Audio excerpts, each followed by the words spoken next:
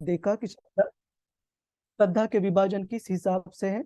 हमने ये भी देखा कि श्रद्धा के हिसाब से जो अलग अलग आजकल के आधुनिक धर्म हैं वो किस तरीके से विभाजन होते हैं। और हमने देखा कि श्रद्धा के अनुरूप अलग अलग जो उपासना है, जो पूजा की विधि है, वो भी सत्वगुण, रजोगुण और तमोगुण में कैसी पाई जाती है।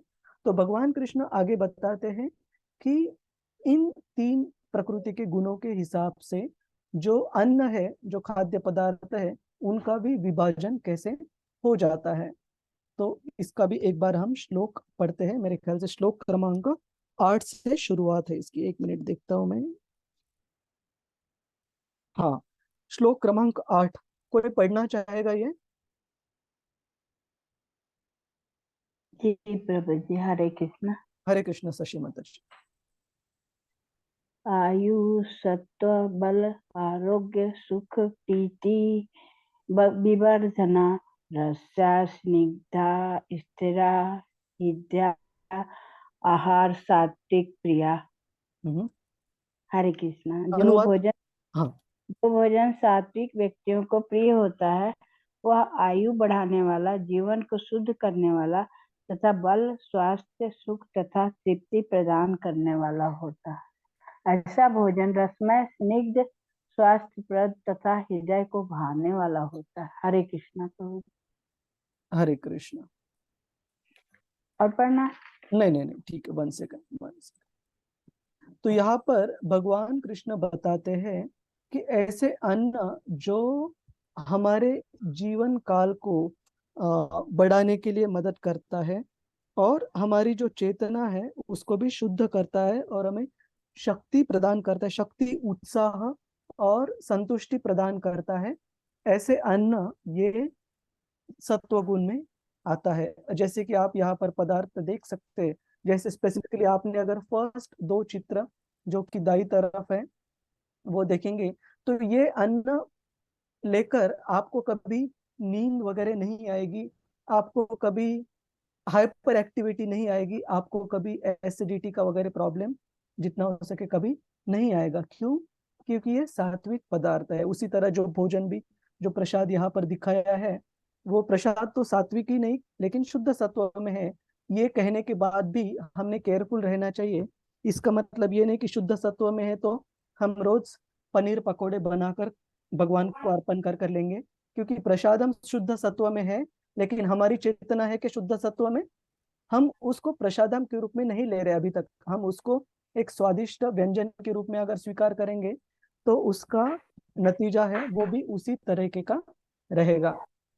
जैसे हम उदाहरण देते हैं कि शिला भक्ति सिद्धांत सरस्वती जो थे, वो प्रसादम को इतना आदर प्रदान करते थे कि पहले प्रसादम के लिए प्रार्थना कहकर महाप्रसाद गोविंद जो भी है, प्रसादम को प्रदक्षिणा करते थे और उसको एक रेस प्लेटफॉर्म, एक रेस प्लेटफॉर्म को क्या बोलते हैं हम?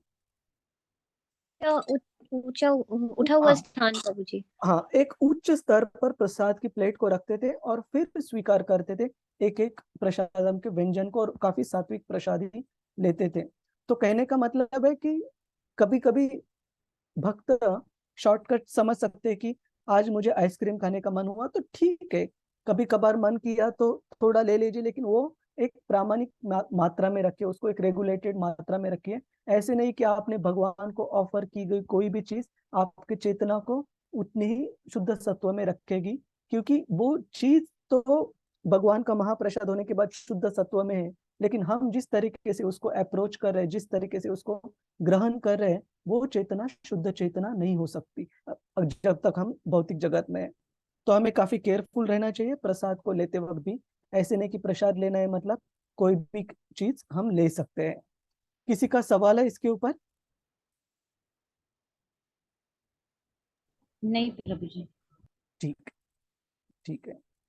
तो दूसरे जो अन्न बताए गए हैं वो है राजसिक अन्न। राजसिक अन्न कैसे है? जो कि एक्सट्रीम टेस्ट रहती है उनकी, बहुत ज्यादा कड़वे, बहुत ज्यादा खट्टे, बहुत नमकीन, ऐसी चीजें जो आपको ऐसे करने को मजबूर कर दे, वो काफी केयरफुल रहने चाहिए भक्तों ने। जैसे यहाँ पर उदाहरण दिया है कच्चे आम और काफी मिर्च प्याज तो हम इस्तेमाल करते नहीं, बहुत ज्यादा अदरक या बहुत ज्यादा चिली, ये अन्न राजसिक गुण बढ़ाते हैं। और जैसे मैंने कहा, भगवान को अर्पण करना मतलब ये नहीं कि हमें कंसेशन मिल गया, जो चाहिए पकाओ खाओ अर्पण कर कर। ऑफ कोर्स भक्ति के शुरू की अवस्था में श्रील प्रभुपाद जी ने बहुत एनकरेज किया भक्तों को। श्रील प्रभुपाद जी कहते थे कि जो भी नए भक्त आते थे उनको यहाँ तक खिलाओ, यहाँ तक खिलाओ, मतलब जितना उनका मन करे उतने वो गुलाब जामुन जो भी बाकी स्वादिष्ट व्यंजन रहते थे वो ले सकते हैं। लेकिन जैसे ही भक्त भक्ति में आगे बढ़ते गए, श्रील प्रभुपाद जी ने उनको काफी सारे रेगुलेशंस बताए, रेगुलेशंस नियम बताए कि प्रसाद लेते वक्त भी कैसे हमने ध्यान रखना चाहिए कि हमारे जो अ, निम्न गुण है प्रकृति के, रजोगुण है तमोगुण है, उनको वो ज्यादा प्रोत्साहित बढ़ावा ना दे। ठीक है, और ये तो हो गए रजोगुण। लेकिन जो तमोगुण के जो कुछ कुछ खाद्य है, और ऐसे रजोगुण के खाद्य लेने से क्या होता है कि पचन के लिए काफी सारे दिक्कतों का कारण ये बनते हैं। और हमारे जो शरीर का कफ वात पित्त है उसका बैलेंस भी ऐसे अन्न से बिगड़ जाता है, जिससे कि अलग अलग विकार हो सकते हैं, बीमारी हो सकती है। और जो तमोगुण में आते हैं उसमें से ज्यादातर तो हम कुछ लेते ही नहीं है, जैसे पदार्थ जो खराब हो गए। लेकिन पाश्चात्य देशों में, और ये दीप्ति माता जी भी बता सकती है, पाश्चात्य देशों में स्पेसिफिकली जो ठंड प्रदेश है जैसे यूके में वगैरह, और काफी सारे दूसरे ठंड प्रदेशों में भी काफी प्रचलित पद्धति है कि एक ही बार अन्न बनाकर उसको फ्रिज में स्टोर कर कर रखा जाता है, और बाद में जब चाहिए एक 4-5 दिनों तक वो अन्न फ्रिज से निकाल कर ओवन में गर्म कर कर लिया जाता है। और काफी बार लोग कारण देते हैं कि खाना पकाने के लिए समय नहीं है, जो भी है। लेकिन ये हमने जानना चाहिए एक भक्त के लिए भी ऐसे सारे जो चीजें हैं वो चेतना को डल कर सकती है। ठीक है, भक्ति के प्रगति के लिए बिल्कुल अनुकूल नहीं है। तो जितना हो सके फ्रेशली कुक्ड जो ताजा अन्न है वही हमने ग्रहण करना चाहिए। स्टोर्ड फूड जो है वो अवॉइड करना चाहिए जितना हो सके। किसी का कोई टिप्पणी है इस पर? हरे कृष्ण प्रभु जी। यस अ, मैडम। जी प्रभु जी। प्रभु जी, लेकिन जो हमारे फ्रोजन वेजिटेबल्स हम लेके आते हैं कभी कभी, जो हम अपने फ्रीजर में रखते हैं, जो जैसे मटर होती है, पीस हुए, कैरेट्स हुए, मुझे वो जो मिक्स वेजिटेबल्स होते हैं प्रभु जी, वो तो ठीक रहते हैं ना? Keep them to the minimum required level. जैसे मटर हो या जी पनीर हो या कॉर्न्स हो, तो इसके लिए तो ज्यादा फ्रेश हमें अवेलेबल नहीं है। लेकिन जी। जहाँ भी वेजिटेबल्स फ्रेशली अवेलेबल है, जैसे कैरेट्स वगैरह, पता नहीं मुझे हाउ हाँ जी, हाँ रेगुलर। जी जी, मिलती है वो तो, हाँ, हाँ तो जी। वो तो आप जितनी हो सके फ्रेश ला सकते हो, लेकिन हाँ जो जी नहीं मिलती उसके लिए ठीक है। जी। ओके प्रभु जी, थैंक यू प्रभु जी, हरे कृष्ण। हरे कृष्ण। और एक चीज बताना भूल गया मैं कि जो कि ये फर्मेंटेड या सोडा इस्तेमाल की हुई चीजें हैं ना, जैसे बेकरी प्रोडक्ट्स, मैंने उसके लिए भी केयरफुल रहना चाहिए कि जितना हो सके उनको डिस्क्रिशन से यूज कीजिए। मतलब अच्छे लगते हैं तो कभी कभार यूज कीजिए, but it's not become like a regular food habit. और उसको बिल्कुल केयरफुल रहना है कि जितना हो सके फ्रेश कंज्यूम कीजिए। अगर वो 3-4 दिन भी अच्छे रहते हैं, इसका मतलब ये नहीं कि आप 4 दिन पुराना खाओ, चेतना को आपको अफेक्ट करेगा वो। ठीक है, किसी का और कोई प्रश्न है इस पर? नहीं प्रभु जी। ठीक है, हम नो आगे। प्रभु जी। ओके, तो अन्न के भी 3 प्रकार हमने देखे, जो सत्वगुण, रजोगुण और तमोगुण में है। और हमने देखा कि कुछ कुछ अन्न पदार्थ जो कि भक्ति के विरुद्ध नहीं है ना, हम इन अन्न पदार्थों को भी गर्म गर्म कर कर भगवान को भोग लगा सकते हैं। लेकिन हमारी बद्ध अवस्था में अगर हम गंभीर नहीं है तो ये अन्न पदार्थ भी हमारी चेतना को डल डल मतलब क्या कह सकते हैं हम, हमारी चेतना को नीचे खींच सकते हैं। ठीक जी है, प्रभु जी, क्षीण कर सकते हैं। क्षीण कर सकते हैं, और भक्ति में हमारा जो उत्साह है उसको भी क्षीण कर सकते हैं। तो बहुत केयरफुल रहना जरूरी है। तो शिला प्रभुपाद जी द्वारा यहाँ पर जो कंक्लूजन है वो एक बार हम पढ़ेंगे। कोई पढ़ना चाहेगा? कृष्णा। हरे कृष्णा शशि माता जी। यस माता जी, ये जो इसमें दिया हुआ वही ना, स्लाइड में जो दिया है। हाँ। कंक्लूजन। परम पुरुष को जो कुछ अर्पित किया जाता है उसके अवशेष उत्तम भोजन ही है। इसलिए भोजन को सभी व्यक्तियों के लिए एंटीसेप्टिक, खाने योग्य और स्वादिष्ट बनाने के लिए भगवान को भोजन की पेशकश करनी चाहिए। हाँ, तो शिला तो प्रभुपाद जी बता रहे हैं कि हमें जो भी पदार्थ अच्छे लगते हैं, जो है वो अच्छी तरीके से भगवान के लिए भोग बनाने में हमने हमारे गुण इस्तेमाल करने चाहिए। और भगवान को एक बार भोग लगाएंगे तो वो जो अन्न है वो शुद्ध सत्व में बिल्कुल हो जाता है, और हमने उसको अन्न को उसी चेतना में ग्रहण करना चाहिए। स्वादिष्ट व्यंजन के रूप में नहीं ग्रहण करना है, क्योंकि भगवान को ये चीज अच्छी लगी है तो भगवान के प्रसाद के रूप में मैं इसको ग्रहण करूंगा। यस माता जी, आगे बढ़िए। इंग्लिश वाला भी पढ़ो। हाँ। आहार शुद्धौ सत्वा शुद्धि, हम्म, सत्वा शुद्धौ ध्रुवा स्मृति, हम्म, स्मृति लंबे सर्भा ग्रंथिम विप्र मोक्ष। हाँ। यज्ञ के प्रदर्शन से व्यक्ति के खाने पीने की चीजें पवित्र हो जाती है, और पवित्र खाद्य पदार्थ खाने से उसका अस्तित्व शुद्ध हो जाता है। अस्तित्व की शुद्धि से स्मृति में महीन ऊतक पवित्र हो जाता है, और जब स्मृति पवित्र हो जाती है तो कोई मुक्ति के मार्ग के बारे में सोच सकता है, और ये सभी एक साथ मिलकर कृष्ण भावनामृत की ओर ले जाते हैं, जो वर्तमान समाज की महान आवश्यकताएं हैं। हरे भगवद गीता 3.11 परपट। हरे कृष्ण। धन्यवाद हरे शशि मन। तो ये जो शिला प्रभुपाद जी का तात्पर्य लिया है ये तीसरे अध्याय से लिया है भगवद गीता का, जिसमें शिला प्रभुपाद जी इतने अच्छे से बताते हैं कि हमारी जो भी हम अन्न ग्रहण करते हैं वो हमारी चेतना को किस प्रकार से इन्फ्लुएंस प्रभावित करता है। तो जिस प्रकार के हम अन्न ग्रहण करते हैं उसी प्रकार से हमारी स्मृति और हमारी जो ब्रेन टिश्यूज, हमारे जो मस्तिष्क की जो पेशियां है वो उस प्रकार से बनती है, तैयार होती है। और मस्तिष्क में भक्ति के लिए अनुकूल अगर हमारी पेशियां बनेंगी तो हमारी स्मृति पवित्र हो जाती है और भक्ति के लिए अनुकूल हो जाती है, अनुरूप हो जाती है। और तभी कोई मुक्ति के बारे में, भगवान की भक्ति के बारे में सोचता है, नहीं तो इंद्रिय तृप्ति के विचार ज्यादा रहेंगे। तो इस प्रकार से हम देखते हैं कि हमारा अन्न हमारी चेतना को किस प्रकार से तैयार करता है। प्रभु जी एक बात करनी थी कि हाँ। खाना होता है वो 3 प्रकार से डिवाइड होता है ना। एक तो शरीर से बाहर जाने के लिए, दूसरा शरीर के जितने भी है जैसे बाल नाखून उनको उनके लिए, और तीसरा होता है कि मन की शक्ति को बढ़ाने के लिए। हाँ, लेकिन वो देखिए ये जो तीन चीजें आपने बताई है ना, ऐसे नहीं कि अलग अलग अन्न अलग अलग चीजों के लिए काम करेगा। एक ही अन्न का जो सार है उससे ये तीन तीन चीजें अलग अलग बनेगी। अच्छा, तो आपका प्रश्न क्या है इस पर?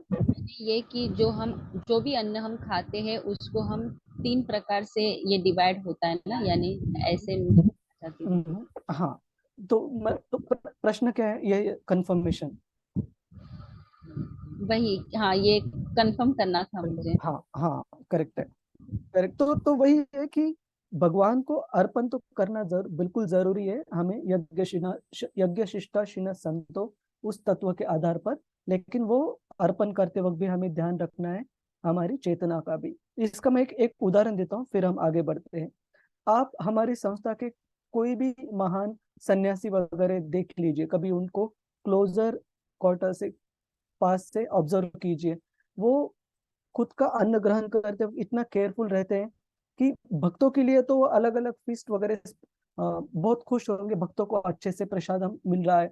लेकिन खुद जब अन्न ग्रहण करते, प्रसाद ग्रहण करते, इतना केयरफुल रहते वो जो महान सन्यासी वगैरह रहते हैं, क्योंकि उनको उस स्तर पर चिंता करने की जरूरत है अपनी चेतना को मेंटेन करने के लिए, है ना। तो काफी आपको मैं उस तरह के का कॉपी करने के लिए तो नहीं बोल रहा हूँ, लेकिन काफी सारे जो वरिष्ठ सन्यासी वगैरह भक्त है, वो इतना सादा अन्न ग्रहण करते, प्रसादम ग्रहण करते हैं कि उसमें चिल्ली भी एकदम निग्लिजिबल या रहती ही नहीं है बिल्कुल, या फिर जो जैसे उबले हुए आलू हो या बहुत सात्विक खिचड़ी हो। इसी प्रकार से जैसे मैं इस्कॉन टोरंटो में जब गया था, टोरंटो में जॉब के लिए गया था, तब शुरू के 1 महीना में मंदिर में रहा था। तो मुझे मंदिर में सेवा थी जगन्नाथ जी के लिए, मॉर्निंग ब्रेकफास्ट के लिए खिचड़ी और पॉरेज, पॉरेज मतलब ओट्स वगैरह वो बनाने के लिए।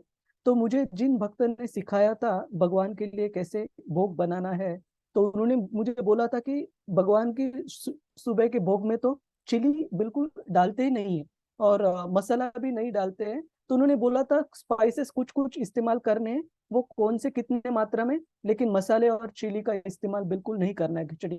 तो ऐसे नहीं, मैं नहीं बोल रहा कि आपने भी कभी नहीं करना चाहिए, बट कहने का मतलब है कि कुछ कुछ भक्त या भगवान के कुछ कुछ स्पेसिफिक ऑफरिंग्स के लिए कितना केयरफुल रहना पड़ता है, कौन सी चीजें यूज करनी है, कौन सी चीजें नहीं यूज करनी है।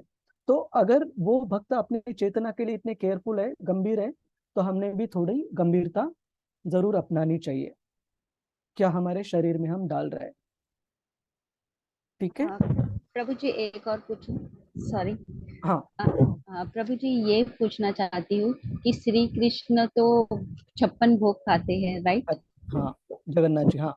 हाँ, तो गुजराती लोग बहुत ही एकदम दम कर खाते हैं, क्योंकि वो कम से ही खाने के लिए, फिर उनके लिए ये रूल रेगुलेशन कहीं भी, वो तो बोलते हैं कि हम तो श्री कृष्ण को तो बचपन से जानते हैं कि वो तो बहुत सारे खाते हैं, और हम भी खाने के लिए ये रूल रेगुलेशन को नहीं पालते संभालते। तो हम ये रूल्स एंड रेगुलेशंस ये सबको बताने के लिए नहीं है, हम खुद का अन्न ग्रहण करते वक्त मॉडरेट होने चाहिए। ऐसे भी नहीं मैं आपको एकदम सात्विक भोजन लेने के लिए बोल रहा हूँ, लेकिन हमने ध्यान रखना चाहिए।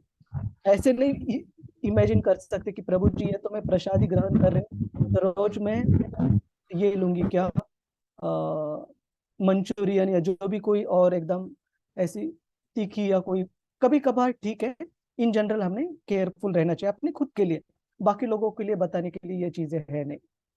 ठीक है। ठीक है, ओके हरे प्रभु जी, कृष्ण, धन्यवाद। हरे Krishna. So we should be strict for oneself, lenient for others. अपने लिए स्ट्रिक्ट रहेंगे, बाकी लोगों के लिए लीनियंट रहेंगे। तो now in the last part, तो अभी तक हमने देखे सेक्रीफाइसेस बचा है हमारा, 1 मिनट, काफी चीजें बची है, और हमारी ऑस्टेरिटी ऑफ स्पीच और ऑस्टेरिटी ऑफ माइंड और यज्ञ दान तप। हरे कृष्ण, आज तो काफी स्लाइड बच गई। ठीक है, हम देखते हैं। आपका भरोसा।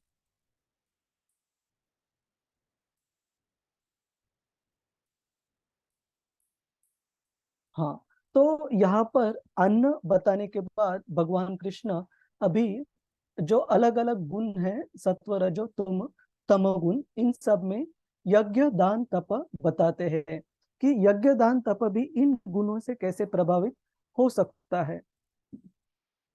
तो यहाँ पर उदाहरण दिया गया है कि जो अलग अलग बलिदान है, बलिदान मतलब सैक्रिफाइस।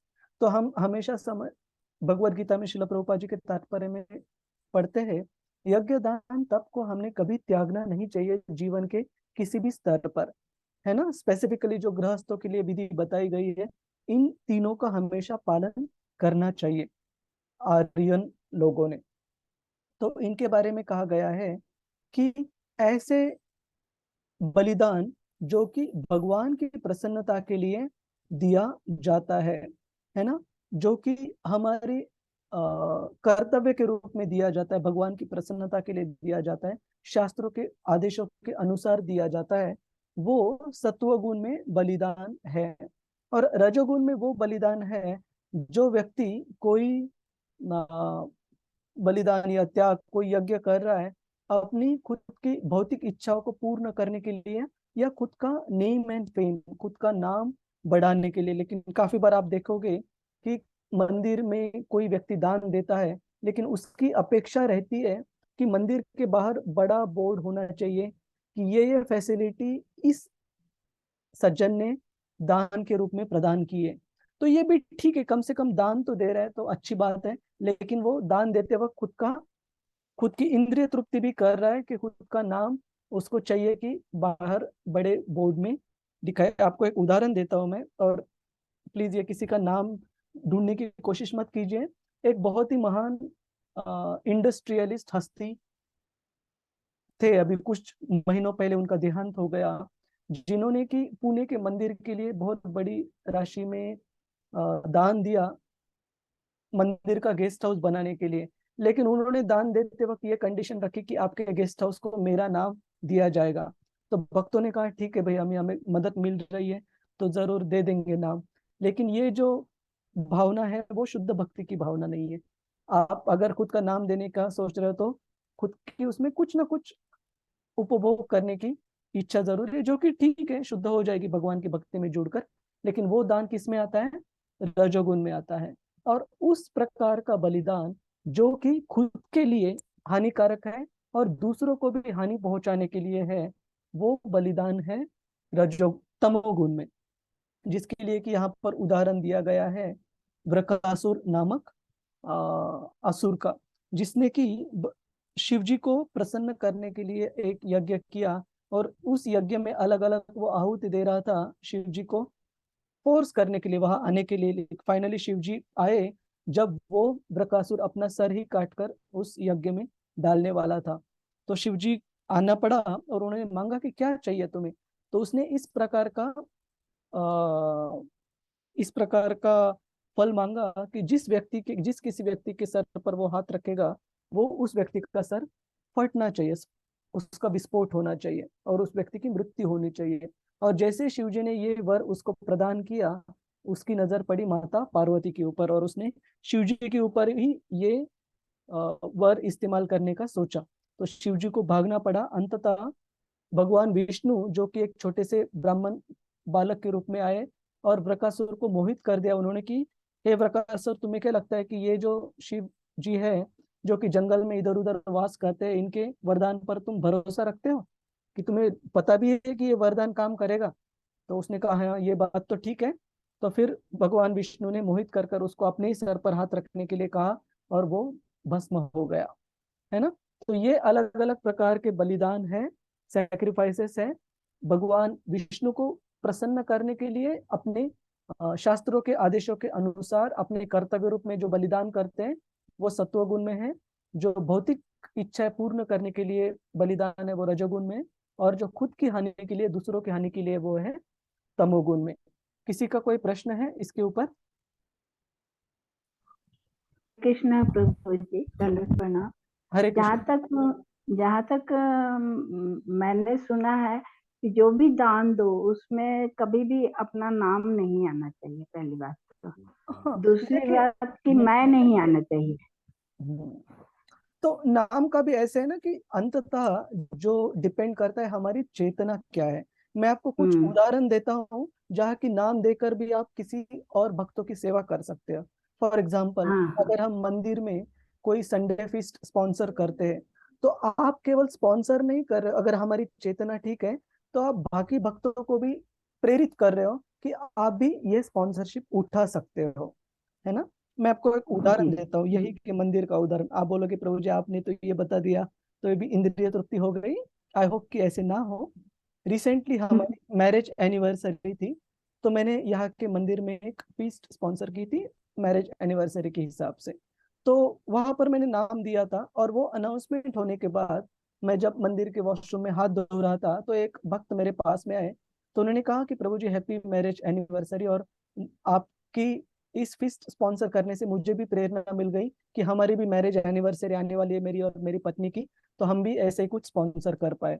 तो मुझे आनंद हुआ कि चलो हमारे इस कार्य से मैंने किसी और को तो अच्छी प्रेरणा दी कि आप भी ये कर सकते हो।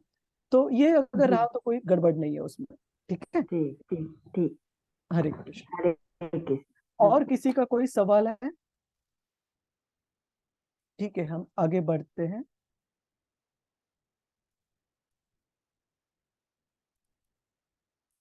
हाँ, तो यहाँ पर भगवान कृष्ण अभी 3 प्रकार की तपस्या यहाँ पर बताते हैं। भगवान कृष्ण बताते हैं शरीर की तपस्या, मन की शरीर की तपस्या, वाणी की तपस्या और मन की तपस्या।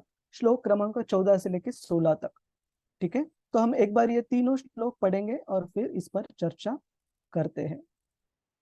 तो कोई एक ही भक्त 14, 15 और 16 ये श्लोक पढ़ना चाहेंगे? श्री हरिप्रिया माता जी, आप पढ़ना चाहेंगे? जी प्रभु जी, 14, 15 और 16। हाँ, श्लोक और उनका अनुवाद। जी प्रभु जी। हम्म।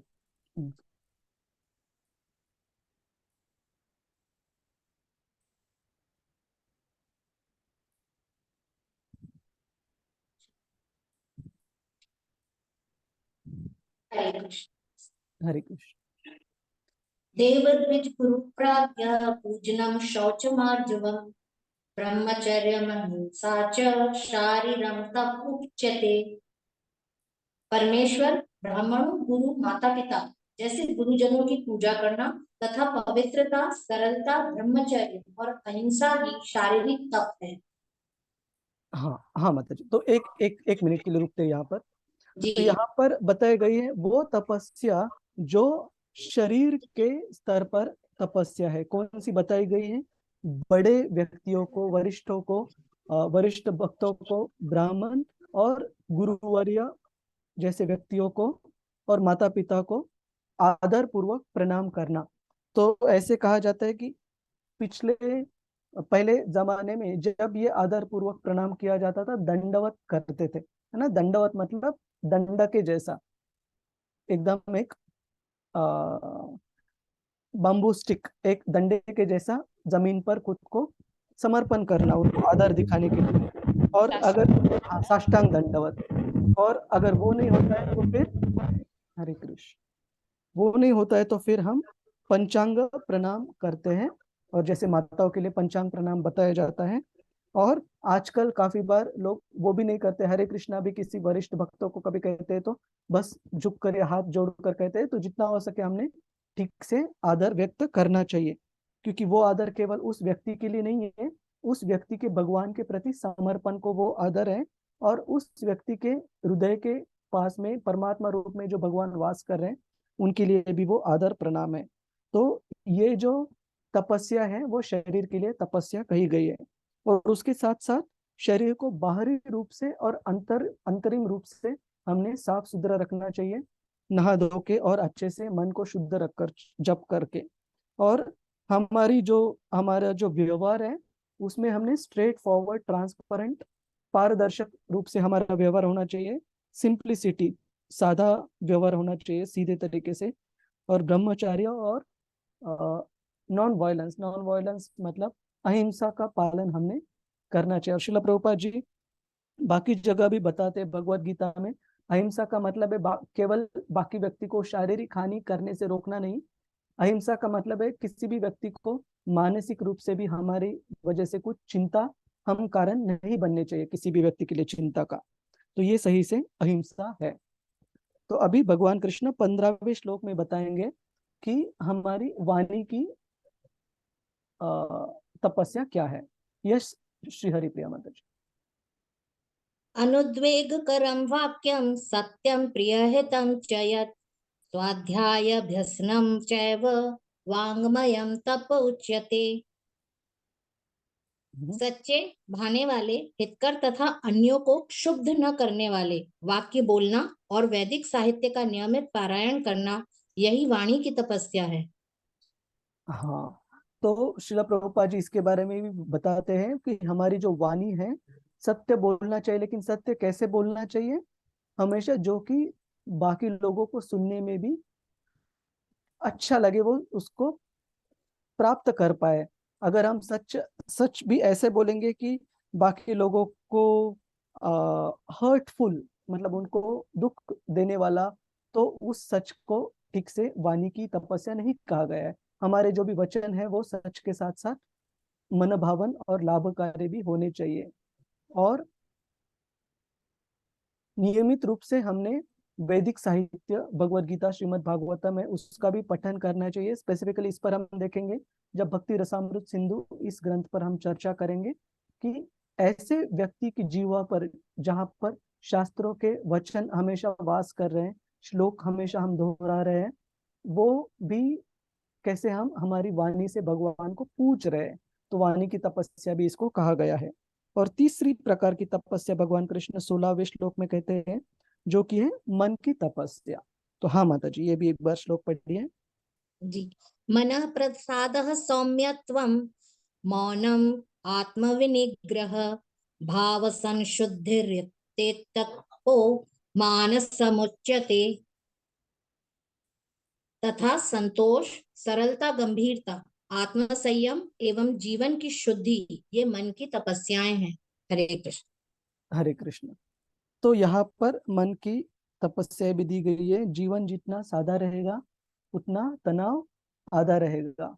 तो एक शुद्ध भक्त के लिए कहा जाता है कि they are child like. Child like का मतलब ये नहीं कि चाइल्डिश, मतलब बच्चा जितना जो अंदर सरल सौम्य। सरल सरल और सौम्य रहता है, उसी तरीके से एक भक्त भी अपना हृदय उतना ही उसका सरल रहता है।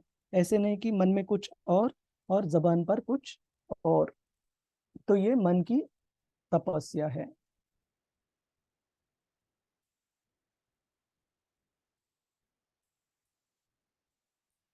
तो बाकी बचे हुए स्लाइड्स हम अगले चर्चा सत्र में कवर करेंगे और फिर 18वां अध्याय भी वही से शुरुआत करेंगे। तो आज की चर्चा के ऊपर किसी की कोई टिक्का टिप्पणी या कोई प्रश्न है तो आप पूछ सकते हैं। हरे कृष्णा प्रभु जी, पहले तो मैं आपको बहुत बहुत धन्यवाद देना चाहती हूँ, क्योंकि इतने प्रैक्टिकल जो हम लोग प्रॉब्लम्स फेस करते हैं रियल लाइफ में, जो कंफ्यूजिंग होती हैं, कि जैसे भगवान की भक्ति के साथ हमें ये कर्म कांडी या जो हमारी परंपराएं चली आ रही हैं जॉइंट फैमिलीज की, उनको फॉलो करना, किसी को आहत न करना, उनकी भावनाओं को, उसके साथ कैसे अपनी कृष्ण भक्ति को आगे बढ़ाना, उसके लिए आप जो भी सुझाव और हमें एग्जाम्पल्स देते हैं वो बहुत मुझे प्रैक्टिकली बहुत हेल्प करते हैं लाइफ में उसको इम्प्लीमेंट करने में। तो एक नया परिदृश्य मिलता है, एक नया पर्सपेक्टिव मिलता है कि कैसे वही चीज करनी है, पर उसका उद्देश्य यानी प्रयोजन हम चेंज कर दें तो वो भगवान की भक्ति में लग जाता है। उसके लिए आपका बहुत बहुत धन्यवाद प्रभु जी। हरे हरे कृष्ण। हरे कृष्ण। दीप्ति साहू माता जी, हरे कृष्ण। हरे कृष्ण प्रभु जी, दंडवत प्रणाम। धन्यवाद। थैंक यू सो मच प्रभु जी। जैसा माता जी ने कहा, आपसे हमें बहुत प्रैक्टिकल एप्लीकेशंस हमें समझ में आती हैं कि हमें जो भगवान गाइड कर रहे हैं, एक्चुअली कहते हैं कि आप शिक्षा गुरु के रूप में हमें गाइड करते हैं प्रभु जी, क्योंकि हम सच में नियोफाइट्स हैं, हम नहीं जानते किस प्रकार से करना है, लेकिन हम अपने भावों को अच्छा करना चाहते हैं और शुद्ध बनाना चाहते हैं। तो बस प्रभु जी, और प्रभु जी जैसा माता जी ने भी कहा कि प्रैक्टिकली हमें पता चलता है, तो प्रभु जी मैं भी अपनी बच्ची के लिए बहुत इंट्रोड्यूस करना चाह रही थी कि मैं उसे कैसे चीजें सिखाऊं, तो मुझे भी एक तरह से नया आउटलुक पता चलता है कि किस डायरेक्शन में मुझे अपनी बच्ची को किस भाव के साथ लेके जाना है। हरे जी कृष्ण प्रभु जी, मैं थैंक यू थोड़ा प्रभु जी। हरे कृष्ण। आउट हो रही हूँ, फोन आ रहा है। One by one, one by one, one by one. धन्यवाद धन्यवाद शशि माता जी, हरे कृष्ण। तो अगर किसी भक्त का और कोई टीका टिप्पणी नहीं है तो हम आज की चर्चा को यहीं पर विराम देते हैं। वंश कल्पतरुभ्यश्च कृपा सिंधुभ्य एव च पतितानां पावनेभ्यो वैष्णवेभ्यो नमो नमः। अनंत कोटि वैष्णव वृंद की जय। वैष्णव ठाकुर की जय। श्रील प्रभुपाद की जय। हरे जय। कृष्ण। हरे कृष्ण प्रभु जी, दंडवत प्रणाम। बहुत बहुत धन्यवाद। हरे कृष्ण। हरे कृष्ण।